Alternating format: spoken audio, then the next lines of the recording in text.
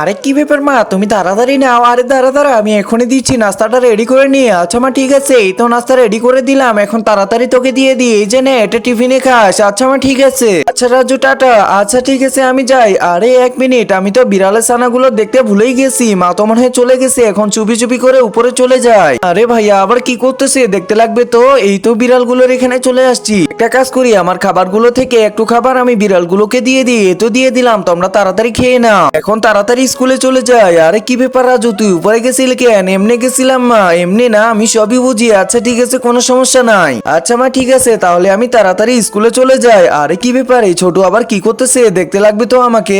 একজন মা কতটা আপন হয়ে থাকে, যার মানেই তাকে জিজ্ঞাসা করে দেখো। তো দেখা যাক বন্ধুরা, এই মায়ের জন্য কে ভিডিওটিতে লাইক এন্ড সাবস্ক্রাইব করে। আর যারা মাকে ভালোবাসো না, তারা ভিডিওটি থেকে দূরে থাকো।